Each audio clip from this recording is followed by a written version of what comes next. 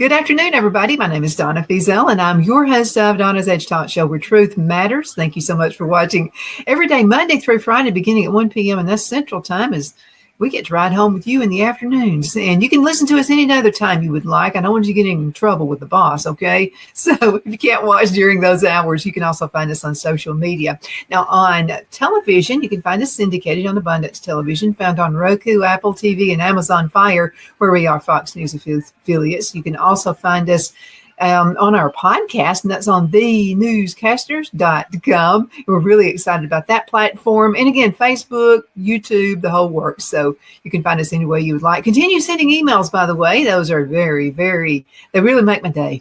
I just wanted to tell you. So you're not bothering me. Some of you have sent emails saying, I don't mean to bother you. You're not bothering me at all. I love hearing from you. Donna at donnasedge.com. That's Donna at donnasedge.com.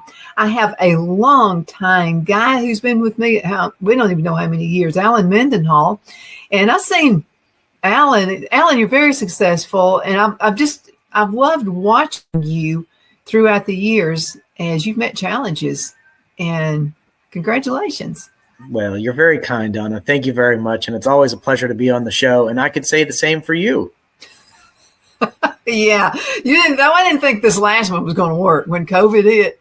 And so the owner of the station said, you have asthma and you really make me nervous being here. I don't want you here.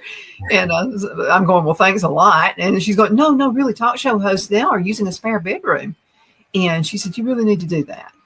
And I said, but I'm not disciplined enough. I'm used to going somewhere for the show, even if it's a studio and a radio station. I'm used to that. And she said, no, you'll make it work. Best thing that could have ever happened, Alan. Isn't that amazing? And I know that people are getting their news in different ways these days anyway. But, of course, you still have the Fox News headquarters in New York, and they have the studio and all the bells and whistles. But you also have influencers on X or Twitter who are just holding their phone up, doing this, holding their phone up, filming themselves and talking, and they have millions of viewers. I know. It's amazing how technology works. My background is actually technical. And so I came from the cell phone industry back in the 1980s when no one had one. And even back then, I would go to the headquarters, to the big meetings. I handled government and corporate accounts, so I needed to know what was on the horizon, And they would talk about, there will be a day when you will be watching television on your cell phone. And that's back when we had the big clunkers, that we called them the brick phone. And the batteries were like worthless on those. I mean, they were just terrible. And they were heavy, I had good arms back during those days because I had to hold that cell phone. And so we were talking, and we had the bag phones and all those things. And I'm sitting there, I can see how it can happen, but that's probably going to be like 100 years from now. Well, it snowballed. It did. And we are definitely seeing those things happening. Well, I lived in Japan in 2005 and 2006. I went back again in 2008, but during that period of 2005, 2006, everybody told me, cell phone technology here in Japan is X number of years ahead of the technology in the United States. I can't remember what the claim was. And I believed it because at that time it was a little tiny, I won't call it a flip phone. It was kind of a flip phone, but it was sort of folded up. So it was much tinier than the phones we had, but you could email on it. And everybody thought that was amazing. And it had games on it, but they were like, I don't know if you remember Tamagotchis, but it was like a Tamagotchi. So games like that. And you could plug it into a vending machine and order a Coke or something, and it would charge the Coke to your cell phone bill. And I thought that was just unbelievable, which it actually still is kind of neat. And this was before iPhones. And so the idea that you could email or do something like that on your phone was unthinkable. And now it's just amazing. Our phones are basically computers that do almost anything we need them to do. We don't really even need laptops unless, for me, it's a typing issue. I get a laptop just so I can type. Yeah. But it's amazing what our technology has done. Oh, it's totally amazing for everybody. I'm talking about the housewife who, by the way, if you're a housewife, you're awesome. You're raising those kids and you know about what they're going to turn out like, and they get all the attention, especially homeschooling moms. I think you're awesome. But think about this: the kitchen. I have a timer on the microwave and on the oven and all that kind of stuff, but I use the timer on my cell phone. Yeah, I do too. I use that timer for when if I'm grilling out a steak and I know I got to put it on one side for however many minutes and flip it on the other. I use that timer, for heating up bottles for the baby or whatever it is. I'm using that timer. Oh, yes. Awesome. We've moved, we're in South Carolina and loving it here. I mean, these folks here are just absolutely wonderful. And so we're getting into gardening season. And so I've already a member, of the co-op. I'm carrying the Master Gardener Program certification with me here. And those credentials are carried here. So that's pretty awesome. But we were I'm a beekeeper, that. So we're bringing the bees here, and the bees really need to be in a southwest, especially during the wintertime, because you don't want the cold wind blowing on them. That's how a lot of folks lose their bees. And really? So what did I do? I used my cell phone as a compass. As a compass. And so what does that mean? Like when you say southwest, what does that mean? It has to be facing in a particular direction because winds. You don't want the north winds blowing on your bees. Oh, wow. Now this is fascinating to me. Do you actually I know that you're the interviewer here, but this is making me so curious. Do you make honey and like eat the honey? Yeah. Now what we're doing though, we're not taking the honey. We're leaving it with the bees because I want to turn 2 hives into 10 hives this season.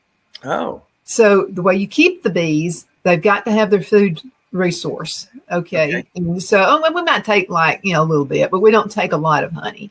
And so we're just leaving that for them. That way they're not going anywhere. They're staying with you. Now the survival rate of a honeybee is just a few weeks. So they're constantly reproducing. Yeah.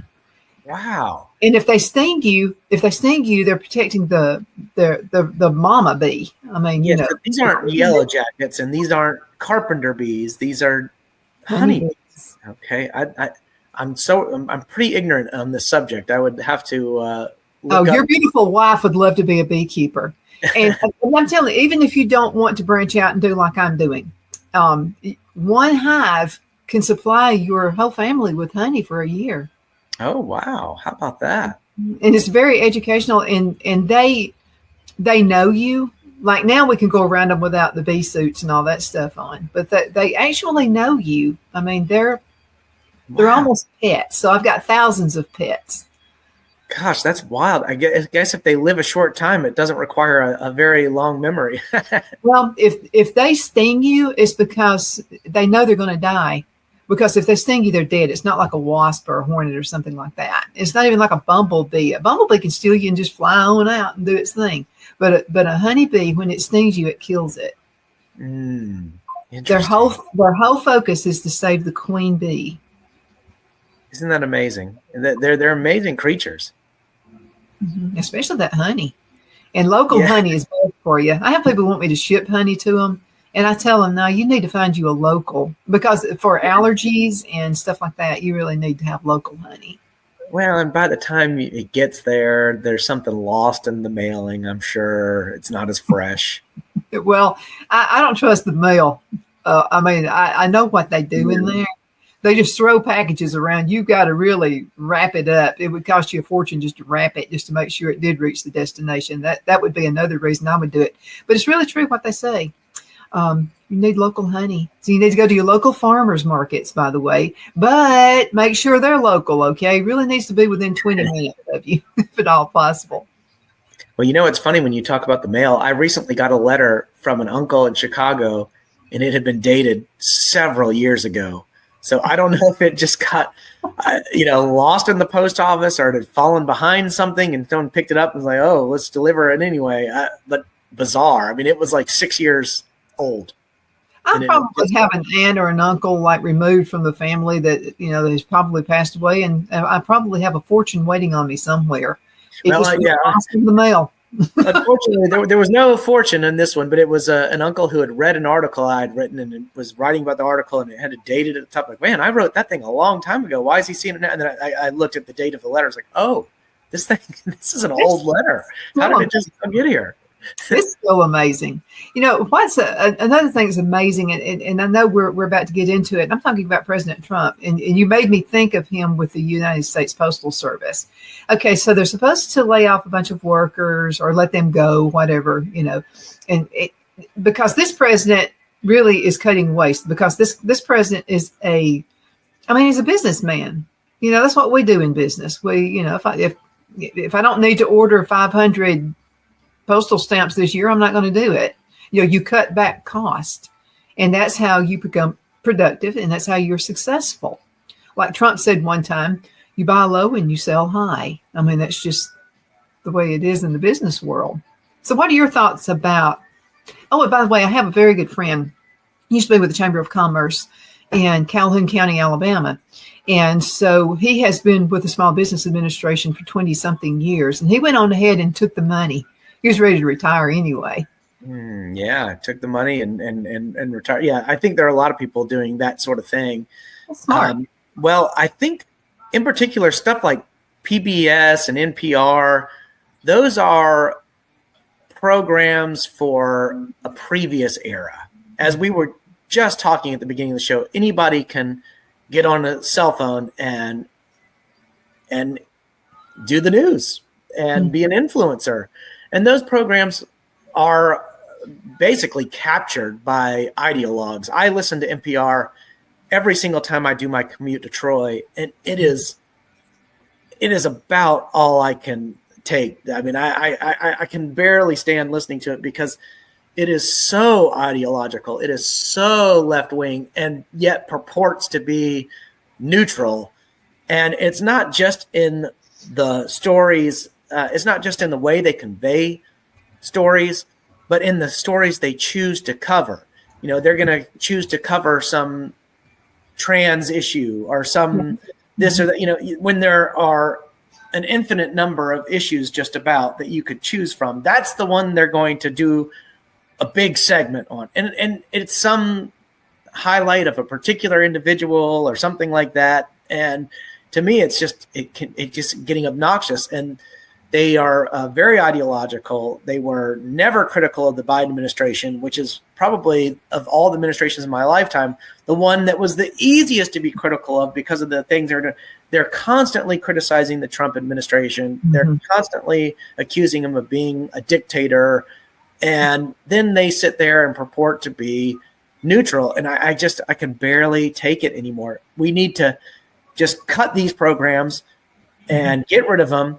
There are dozens of other stations on the radio. There are many other options. Most people in their cars have XM, Sirius radio, whatever, satellite radio. Mm-hmm.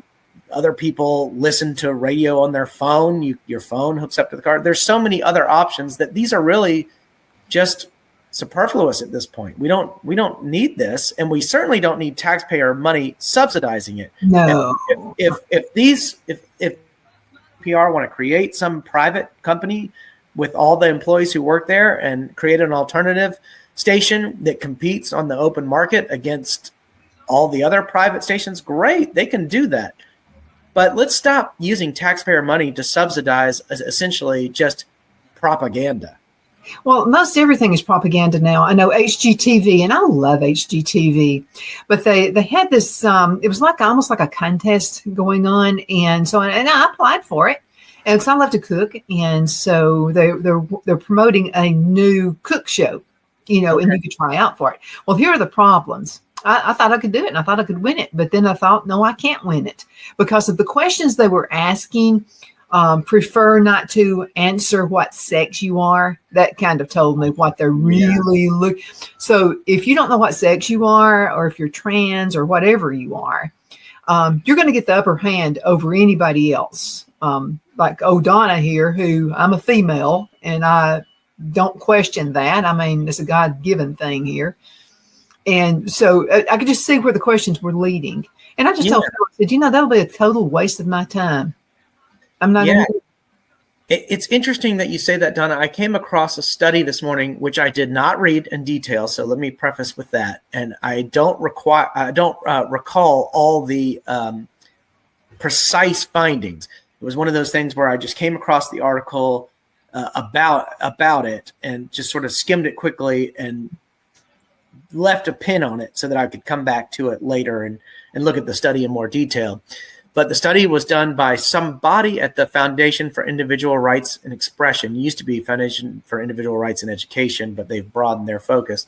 And it was about these, basically these diversity statements that are required as part of a job application, and challenging the claim that these will enrich the workplace experience. And in fact, the study found that these are more corrosive to the workplace than they are productive, and that they frighten away qualified applicants, among other things. So I found that study to be interesting, or at least the report on that study to be interesting. And I'm going to look at that in more detail so that next time we talk, I might be able to give you some more specifics as to the findings. But I just found the claims to be very interesting. But I remember applying for a job several years ago, and it was a university position, and there was a required diversity statement. And I looked at the way the question was framed and thought, man, they are from the get-go weeding out at least half of the applicants, if not more, by the way this question is framed. You could not actually answer this question without buying into a bundle of assumptions and presuppositions about the role of diversity or equity in the workplace. In fact, that term equity is such a loaded term, because equity and equality are actually incompatible concepts, insofar as equality requires equal treatment of individuals, whereas equity requires disparate treatment of individuals. It requires leveling. It requires taking some people down and privileging other people in order to try to attain some sort of parity of results. And so equity is fundamentally unequal. And I just find the philosophical import of that framework in that question to be so problematic, because you're just taking off the table so many people that believe actually inequality as an ideal, which, by the way, is an important ideal to the United States of America in particular, because as the preamble to our Declaration of Independence states, we hold these truths to be self-evident, that all men are created equal, that they're endowed by their Creator with certain unalienable rights. Among them are life, liberty, and pursuit of happiness. But equality is a huge concept to the United States of America. It is in that founding document. And another concept in that founding document, and forgive me, we've got a Declaration of Independence event we're hosting tonight, so this is just on my mind. But another problematic phrase from that sentence, and I call it problematic not because it's inherently problematic, but because of the problems we have as a society today in interpreting it, is unalienable rights, or as we might say, inalienable rights or natural rights. These are rights that exist by our very nature as human beings, and they are different from civil or political rights. And this is an important distinction. During the last election, I heard so many commentators on TV talking about voting rights this, voting rights that, and people were trying to put in place voting integrity measures, election integrity measures, to ensure that people who were actually qualified to vote were the ones voting, and that people who were not authorized to vote were not voting.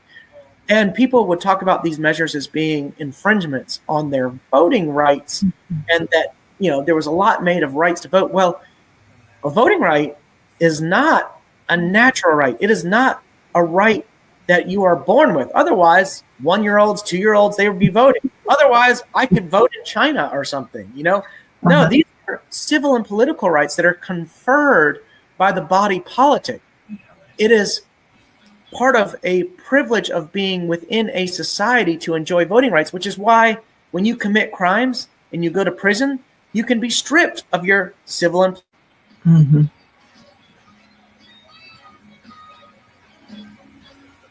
Absolutely.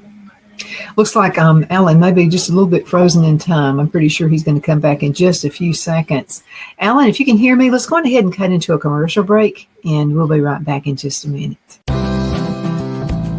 Twin City Used Car Sales has been serving drivers in the Northeast Alabama area for years with a quality selection of late model used cars, SUVs, and pickup trucks. On top of our extensive selection and competitive prices, we offer professional auto financing services for used car buyers of all credit levels. Whether you've just begun your search or you're ready to secure your next vehicle, at Twin City Used Car Sales, you will drive away with the vehicle of your dreams.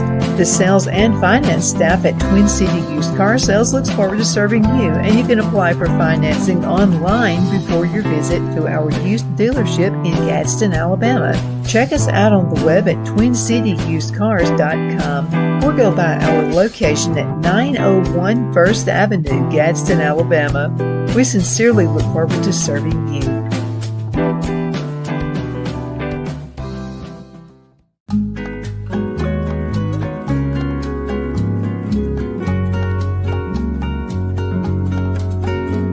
At Lamone's Mexican Restaurant, located in Henniger, Alabama, and voted Best Mexican Restaurant of DeKalb County, Alabama 2020, we're here to serve you with authentic Mexican cuisine. Order easily online by going to lamonsmex.com or call 256-657-3999 to place your order.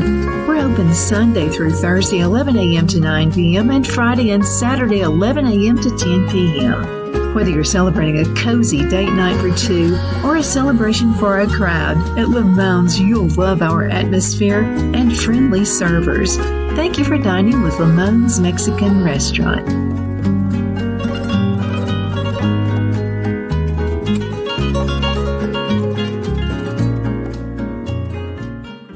Because of your overwhelming support, our 1488 MyPillow has been one of the biggest sales in MyPillow history. I couldn't think of a better way to say thank you than to extend our wholesale pricing through Christmas. Get a classic standard MyPillow for only $14.88. Upgrade to a queen size, just $18.88. King size, only $1 more. Get my body pillows for only $29.88. And ready? Multi-use MyPillows, only $9.88. It's perfect time to stock up for Christmas gifts for everyone on your list. Go to MyPillow.com or call the number on your screen. Use your promo code to take advantage of our wholesale pricing, including my classic standard MyPillows, only $14.88. But that's not all. I'm so confident you're going to love our classic MyPillows that I'm going to extend my 60-day money-back guarantee until March 1st, 2025. Plus, orders over $75 ship absolutely free. At Liberty Bank, we're all about community. Whether it's to help with a charity fundraiser or help families in need, toys at Christmas, or a local football team, we're here for you. You see, we realize the importance of family. Sometimes it's to build a new home or necessary home repairs. We're here for you. If you like the feel of a small town bank with all the conveniences of a big city bank, we're here to serve you. You will find us at any of our convenient locations in DeKalb, Marshall, Etowah, and Blount counties in North Alabama. You can call and speak with any of our friendly staff at 256-659-2175 or check us out on the web at libertybankal.com. And thank you for your support of our community. Member FDIC, Equal Housing Lender.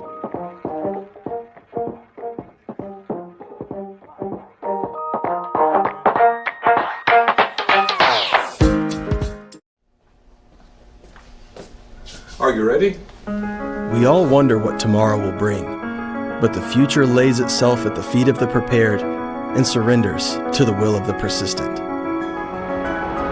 It's not easy, but today shapes you so you can shape tomorrow.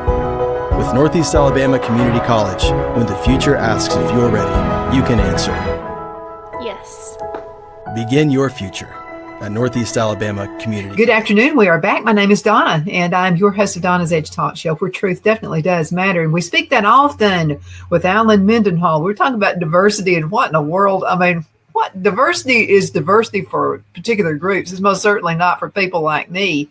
And that's why sometimes we just have to be diligent. We just have to be smart about this and not waste your time. Like I was telling you about Food Network, I didn't see the point. I could see me spending hours putting a video together, and they have no intentions of straight white Donna having a show on HGTV. It's just not. Another friend of mine, talk show host from the Aniston area, let me know that he had hit it big.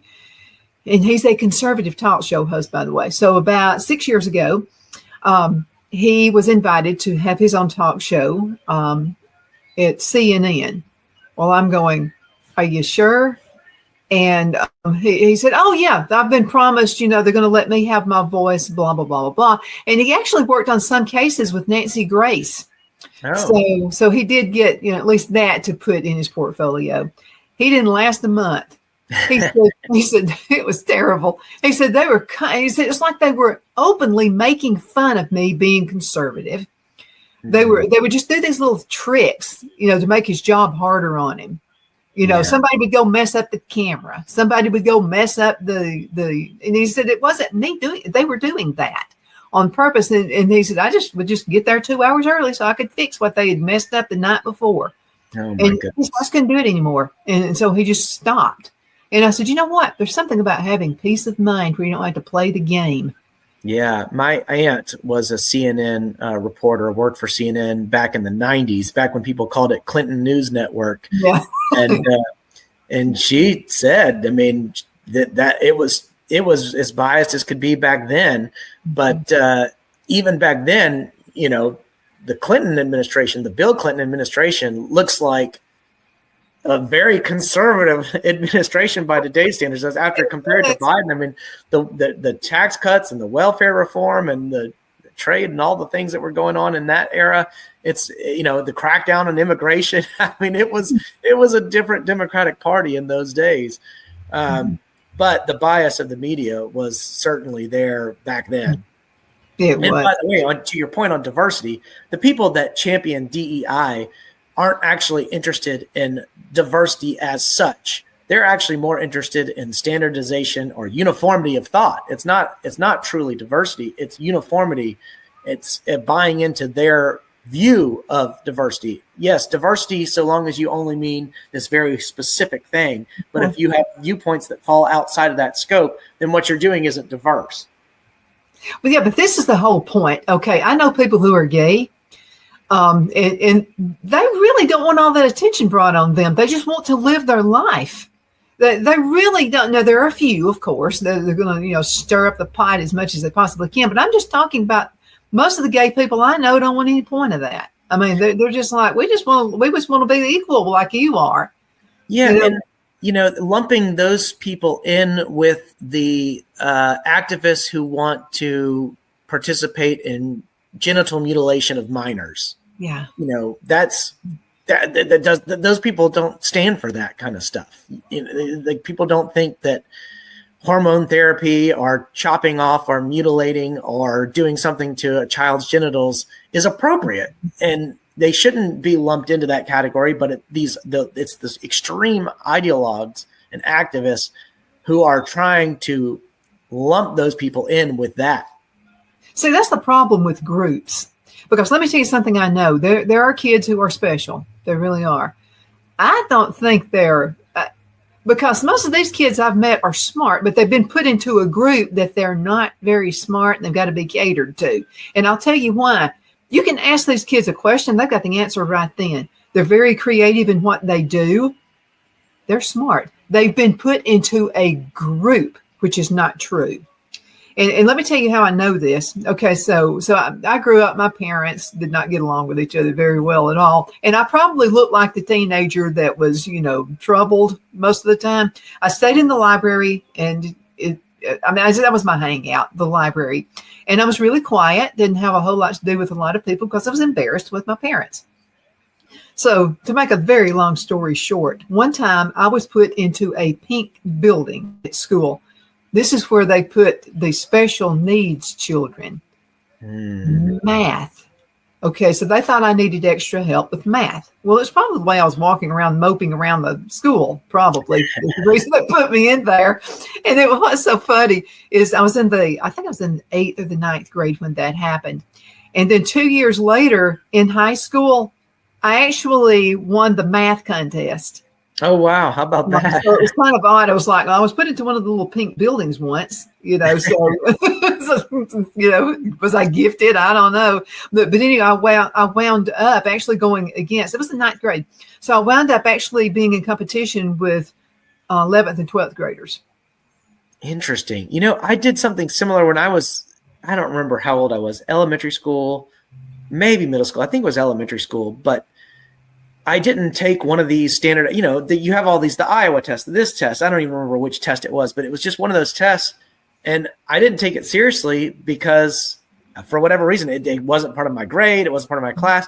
And I can remember I just literally just filled in boxes and then got the results back, and everybody freaked out. It's like, oh, his reading scores are really low. And yet I read books all the time. That was all I did was read. Yeah. And it didn't make sense, but it was because somebody had said, a teacher or somebody said, you don't need to worry about this. Nobody, this isn't part of our class. You don't need to stress. You don't need to study for. Well, I took that to mean like literally just who cares about this test. So I just filled in boxes just to be done with it. And I didn't realize you were supposed to actually take it seriously and actually do the test, because it did have implications for the public school system I was in. I just, nobody explained that to me. When you're 10 years old or whatever I was, who knows how old I was.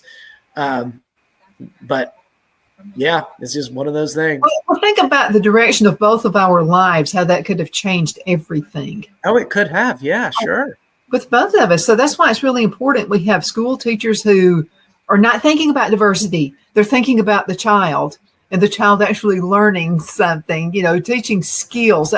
Why can't we just go back to reading, writing, and arithmetic? That worked out. It really did. It did. Yeah. Those are important skills.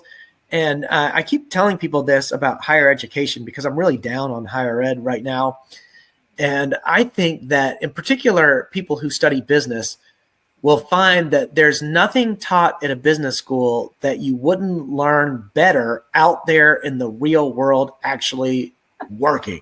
So let's just take marketing, for example. Mm-hmm. You can get a marketing textbook and some professor who is teaching it, who hasn't actually worked in a corporation in 20 years, and you're not going to learn as much as you would learn if you just went out and got a job at 18 years old working in a marketing department at some firm. Mm-hmm. I think you'd learn a lot more. And then you'd probably work there for 5 years, jump to another place, learn something else for 5 years, and you're getting actual valuable hands-on experience and learning about marketing in a way that a textbook can't teach it. There are certainly valuable subjects within business schools like accounting. I think accounting is a little different. I don't think you can just go apprentice for an accountant and learn everything you need to know. You can learn a lot, but there are elements to accounting that require sophisticated math, and you can learn the basics and be more valuable to an accountant employer prior to your employment if you have some sort of elementary or basic understanding of accounting principles. That might be a different type of class. But so much of what's taught in a business school is really, in my view, a tremendous waste of time, because these people could actually, instead of paying to read these textbooks, they could be getting paid to actually be out there learning while doing. When you mentioned accounting, the reason I was laughing is because that was actually the subject I thought I was going to be interested in college. Well, not really so. But because the teacher said, because of your math skills, you could really be a great accountant, And so, and I was really quiet. So I guess you thought, well, she could be in a little room somewhere and she could be an accountant. They locked us in four walls somewhere, and it drove me nuts. But you can assume, if you're a school teacher, you can assume a child's personality. You can assume what you think they need to be, but you really need to listen. And that's a skill that I think we've lost. We don't listen enough. So I took classes in marketing, and it seemed like most of the classes were about this, the way you present. It's the way you get the PowerPoint presentation. It's about this, it's about that. When I became successful in marketing, when I was with GTE, is when I just folded all that stuff and threw it away. I let my boss think I was doing it, but I didn't. What I did is I came up with my own questions. What would I like to be asked? People could care less that in the cell phone industry, there's a big Mezzo system with a computer. It's in a small room somewhere. They don't care. They just want to know if it's going to work in the area they're in. How much is it going to cost me? So and actually GTE expected all of your presentations to last at least an hour. You don't need an hour of wasting a business owner's time. You get down, you find out what are they looking for? Yeah. What's the key points? Then you explain, and I didn't explain the billing to them. You remember how cell phone billing used to be a long time ago. Was it hard, more hard than it is now? So I didn't waste time with the business owner. I said, okay, then there's going to be billing. Who is the person who pays your bills? I need to set up an appointment with them and to not let them open the bill until I get there because they will freak when they see it. Well, that's why I had so many sales. It was brass tacks. It was a President Trump thing where you just say it. I mean, you don't go around the world. You don't do the, I'm a politician where you go around the world to answer a question. You just answer it. I mean, to me, that's the way you handle it. Yeah. And I have to tell you something I love about tech schools is I'm going to say 90, Northeast Alabama Community College especially, I'm going to say 99% of the instructors there have actually worked in that particular role before. Yeah. Well, and see, they can give insight. Book is good. I mean, you really need all that. And the kids, if you're watching right now, you guys study. That's not what I'm saying. I'm just saying, find a mentor, somebody who has done that, and let them give you the inside information about how it should be done. Because I'm just telling you, my mentor was a realtor. Her name was Gladys Dethridge. She passed away a few years ago. Tops in the Anniston, Calhoun County area, Anniston, Alabama. And she just told me, it's very simple. She says, she wanted me to work for her. She said, I think you'd be an amazing realtor. And I said, well, I'm in cell phones. I love it. I love that. And she said, well, let me tell you how you can be successful. She said, don't do all the hoopla stuff that they teach you when they train you. She said, go to a neighborhood, and in your business, it would be businesses. So what she would do is go to a house. She would sell a house for them, do the best that she possibly could for that particular customer. And so she would ask for referrals. But another thing she would do is walk around, carry her business cards, did not stay long, by the way, don't jump out. She would carry business cards and walk around to each neighbor house in the neighborhood and say, if you know of someone, I'd like to be your realtor. I sold the Jones house right down the road. Oh, wow. How about that? That's how she did it. She said it was complicated. Yeah. Yeah. I had an ambitious teenager knock on the door, I think yesterday, saying, hey, I'm doing your neighbor so-and-so's house. Can we do yours? And, I thought that took a lot of gumption, a lot of wherewithal for a young person to come and knock on the door. So that was neat. It's nice to see young people. I sold newspapers door to door for a time. So when I graduated college, before I moved to Japan, there was a small window. I had a few months before I had to move, and I couldn't just get a regular job for like 3 months, like a long-term position, because I was leaving in 3 months. So I went to Athens, Georgia, and lived with some of my friends who had not yet graduated from college. And I sold newspapers door to door, and actually made a pretty good amount of money doing that. It was a hard work. It was hard to sell the Atlanta Journal-Constitution in that area. But if you just made 3 sales a night, that was actually really good. So I was making more sales than that, and it was a fun job too, because it taught me a lot about just going up to people I did not know, and then having to deal with people who are really, really mad that you were knocking on their door. And I understood that too. I didn't enjoy knocking on their door. I felt, I felt like I was invading their privacy by doing it. But learning how to talk to people and learning how to pitch was really valuable to me, even though those aren't necessarily skills that I use every day. But they did help me. Mm-hmm. Well, actually, I mean, you did it the right way. I mean, you just made it plain, and you didn't seem like a salesperson. Like, I never wanted to appear like someone who's trying to sell you something. Yeah, I don't like when people cut me off. I mean, if somebody comes to me and they start, salespeople use the feel, felt, found method. Well, if anybody ever starts that with me, I'm just like, hold it. Yeah, I'm the same way. I mean, Yeah. just be you. Just be Right. you. And just, because nobody could be like me and nobody would want to be like me. I have my own strategy that I use and people would not like it probably. But it's just using and it's not even a strategy. I mean, because people are different. Like I would talk to you a different way than I would talk with someone else. I mean, Yeah. you have to kind of have that. It's called personalization. And I feel like the past few years, especially with kids and in school and with cell phones, and I sold them. I made a nice living selling cell phones. But the problem is a lot of that took the personalization out of it. To this day, I will send text if a client wants me to, but I'd rather pick up the phone and talk to them. Yeah. Not forever. I understand, people have their privacy. They have they're busy running their businesses. And so I understand that. But, the clients like Bobby Ledbetter, Twin City Used Car Sales, we're just buddies now. We're just really good friends. And I'll pick up the phone, text him because I know how busy he is. But when it comes down to creating a relationship with a client, I think you need personalization. And I feel like some of that has been taken away from the young folks.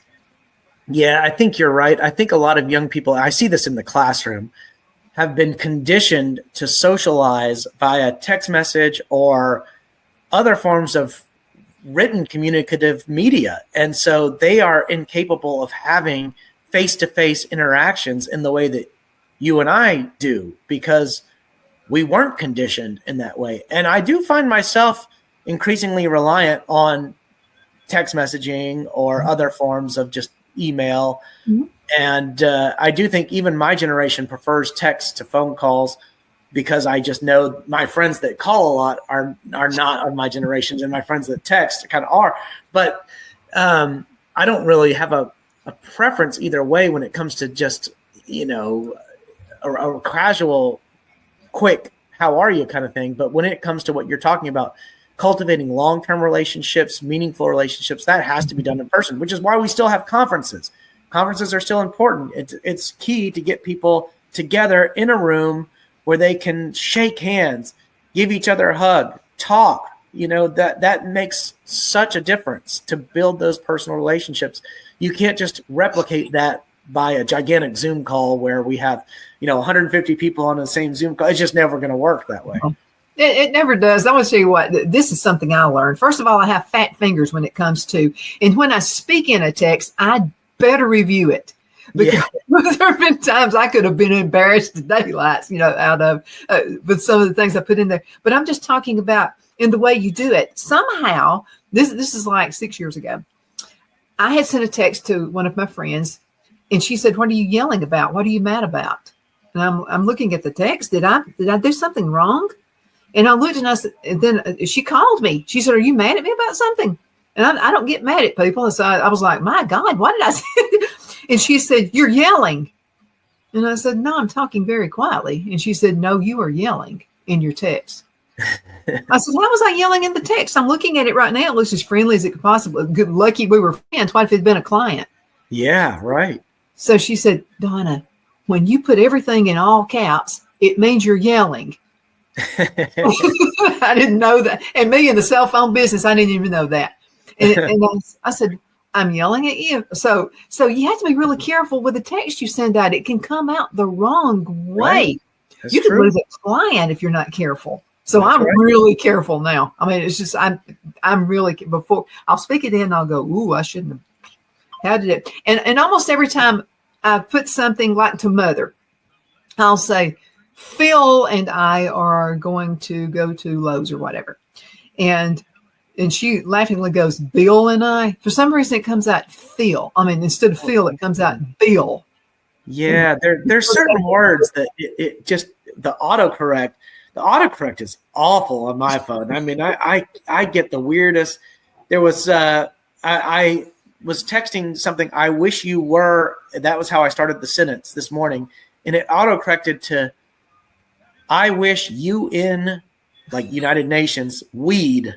Something. And I wish you in weed. How does it get you in weed from "I wish you were"? Like, it doesn't even make sense. But like, I don't know. Just the autocorrects are bizarre. Well, in my case, there needs to be one autocorrect for Southern English. I mean, that would help. That would help big time. Yeah, huge. But we're talking communication. And I know you've got an event you're preparing for. Is that something you'd like to talk about? Yeah. And here in a few hours, I'll be driving up to Montevallo. And this will be my first event that I've done as an employee of the Heritage Foundation. I'm still a visiting fellow. I became a visiting fellow in October, and I don't start full-time until May. However, as part of my role, I helped organize this wonderful event at the American Village in Montevallo, and it will be a celebration of the semi-quincentennial, or the 250th anniversary of the Declaration of Independence. We're actually not until it's not until 2026 that we get to the semi-quincentennial technically, but the celebrations begin in 2025 and they'll continue until 2027. And I think these are really important because they will bring civic leaders.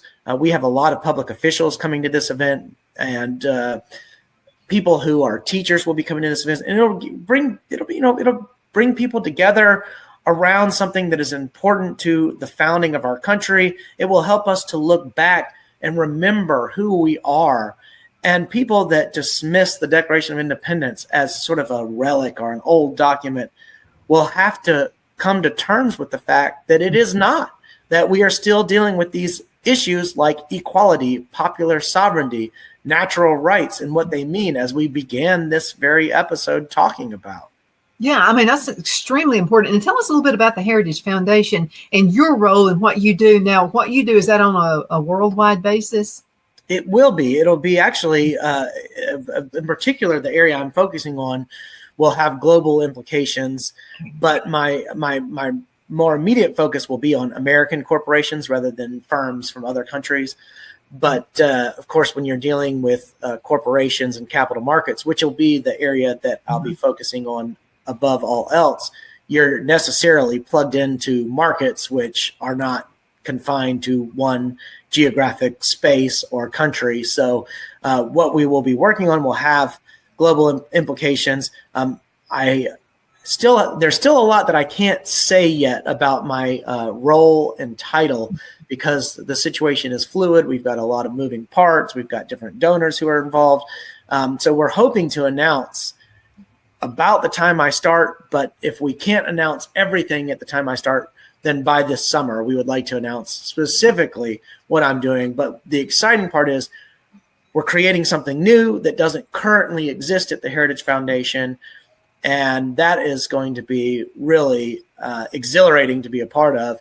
And the Heritage Foundation, since you asked, is a conservative think tank, probably the premier conservative think tank, the one that's been at the front lines of the conservative movement for decade after decade after decade. It's housed in Washington, D.C., but its tentacles spread throughout every state. And we're going to make an effort to try to work in a decentralized way, to work with state leaders. So, for example, here in Alabama, can we get daily signal reporters talking about what's going on in Alabama?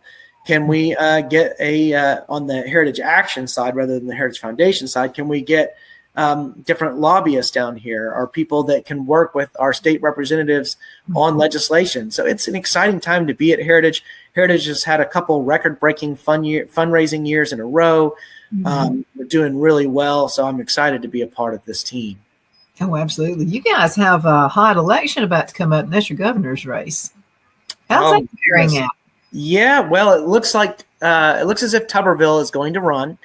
And of course, Ainsworth has been spending about the last year and a half, if not 2 years, trying to shore up support for his candidacy. So a Tuberville run will definitely throw a wrench in that. I think Tuberville will be the very clear favorite in that race. And I think Steve Marshall is already shaping up to be the clear favorite to be Tuberville's successor in the Senate. I know he's gearing up for that run, and it has been for a few months, which suggests that Tuberville has been telling his inside circles for a few months that he's going to run, he intends to run.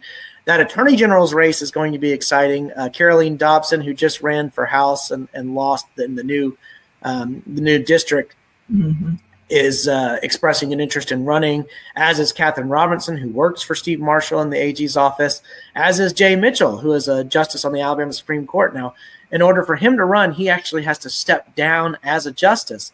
So there's a high risk for him.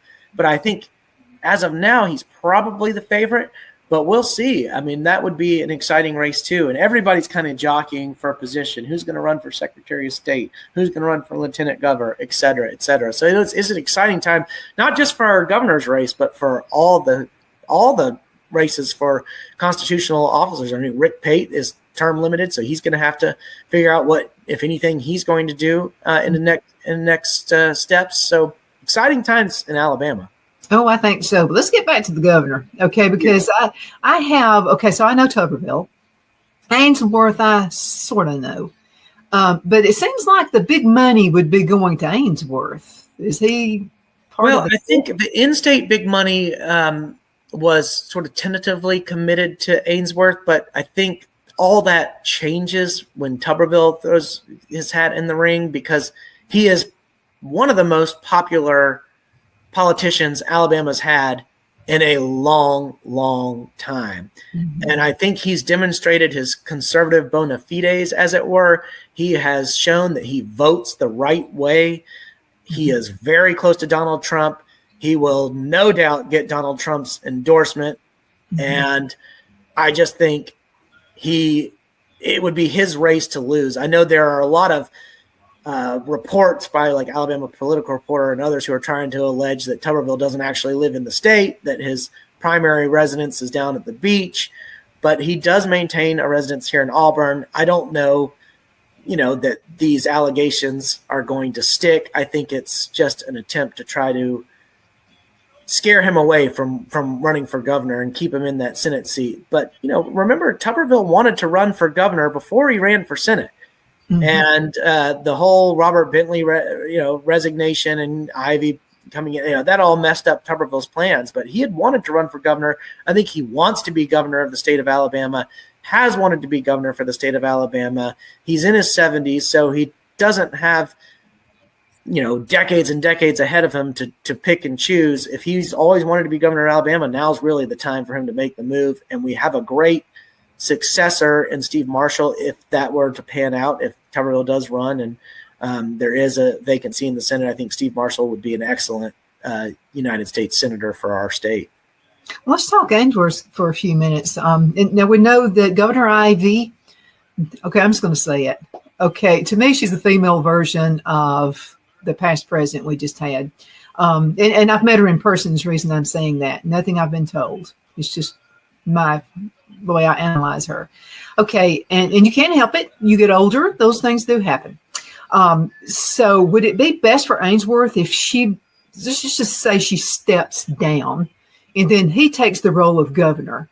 Would that put a new light on the election? That would be a game changer, because then you would have Ainsworth running as an incumbent and he would have some experience under his belt as governor. I think that would change the dynamic completely. And I think maybe even to the point where it would swing into Ainsworth's favor, where he would be the favorite in the race. I think it would have that much of a difference. Now, am I saying this based on any sort of mathematical study or empirical quantitative data? No, I'm not. This is just my opinion. Common sense. I think common sense would suggest that would change the dynamic in the race. I don't know how you could say, oh, that won't change anything. Well, I'm not anti-government, but I do know this, that the powers that be are in Montgomery just like they're in D.C. And the powers that be would much rather Ainsworth have it than Tuberville. Tuberville's an independent thinker. I'm not saying Ainsworth's not, but I can say that Tuberville has demonstrated himself to be an independent thinker, beholden to no one, and he's willing to take hits as much, but he's not afraid of media criticism. He doesn't care about it. He's going to do what he thinks is right, no matter what anybody says. And that type of boldness and bravery is what we need in Alabama, having lacked it in the governor's office for so long. Well, I will say this about coaches. Most coaches hate the media. Yeah. I mean, they and I think he was probably one of those. So he was pretty much well used to having to stand on his own 2 feet when it came to the media there as well. We got about 5 minutes left in this segment. Let's talk about Trump and what he's doing. What are your thoughts? Oh, my goodness. There's so many thoughts because there's so many things going on. Every day it's a new thing. It's just like, wow. I know. Well, I'm particularly excited about the dismantling of the Department of Education. Now, let's be clear. His executive order does not say that the Department of Education is closed. It just orders Linda McMahon and the officials at the Department of Education to facilitate the steps necessary to institute the closure. Now, it is Congress's role to actually close the Department of Education, but there is a reconfiguration going on, which I believe is completely within the executive branch's power to do, and a reassignment of different activities to different places. For example, the civil rights enforcement mechanisms that take place within the Department of Education, well, that will be relocated into the Department of Justice, which does that every day, all the time. So why not move it over there? It makes a lot of sense. Mm-hmm. The administration of student loans, we're going to move those to the Small Business Administration. Makes sense. They do these kinds of things. And the Department of Education, by the way, hasn't quite been doing a very good job of it. We have many, many, many people in default. We have an astronomical number of borrowers who are behind on payments. And part of the reason is because the Department of Education has not been doing its job very well. So I think this is an exciting step. Republicans, since Ronald Reagan, have been saying we want to close the Department of Education. So hopefully we are on the path toward doing that. Well, I think so. I really do, if everything goes as planned. Okay, I'm pretty sure everything will go pretty smooth. And again, I'm not even in Alabama. I'm just saying the Tuberville over in Ainsworth, I choose the Tuberville. Because, again, he's not afraid to say no. And he doesn't feel like he has to offer up excuses either, which is another, a lot of people will just, I've heard this term in the marketing world, don't vomit all over your clients. In other words, don't be so word salad. That's how Kamala Harris lost. But anyway, don't do the word salad thing. Just be blunt and just say whatever it is you have to say. And I think that's probably what would make him a successful governor. He is definitely blunt and to the point, and he is not going to hide the ball. Unless he's running a play. Maybe there's a play where a trick play or something. And I never thought of Trump as being rude. I guess because my dad's to the point and just, well, why mess around with it? This is the answer, blunt. That's what he would do. And I grew up that way. So to me, it was just like, anybody takes forever to answer a question. It's too politician-ish. Yeah. Is that a word, politician-ish? Yeah, it is now.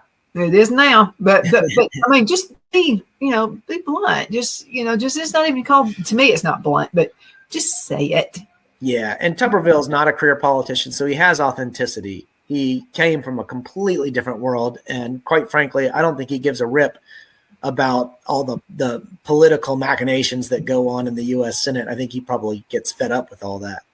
Yeah, I would say I'd never make it 2 minutes. As a matter of fact, in DeKalb County, was the last election was running for something, and so some folks got with me and wanted to know if they said, we think you would be great for that, so a state representative type thing. And I said, I wouldn't last 2 days. First of all, y'all would have me shot. So, I mean, you would like something. I said, so no, it's not my goal. My goal, I do what I do. And I think that's needed. Okay, less than a minute and a half left in this segment. What would you like to tell everybody before you go? Well, I guess I would like to say that I am very excited about spring this year. I am loving the warm weather, and it's beautiful. And I've been traveling a ton lately, so I've been going to cold places. And it is just so nice to be here in Alabama where it is warm and the flowers are in bloom and the trees are blossoming. Because I can tell you, 2 weeks ago, I was at a place that was really cold, and I was thankful to be coming back home to Alabama. So nothing too profound to close on, but just gratitude for where we are. Well, and I just wanted to say I'm very proud of your successes, and it's been fun to watch you, and I'm looking forward to seeing you. I think you need to get into politics. You would not be a politician. So anyway, I'm throwing my 2 cents worth in there. I think you'd be great. Thank you guys so much for watching. I think I may have given him an idea, maybe. I don't know about that. Anyway, well, we'll keep your sanity and stay where you are. My name is Donna, and thank you again so much for watching Donna's Edge Talk Show. Continue sending emails. They're not bothering me. They actually make my day. Thank you so much. See you next time. Bye-bye.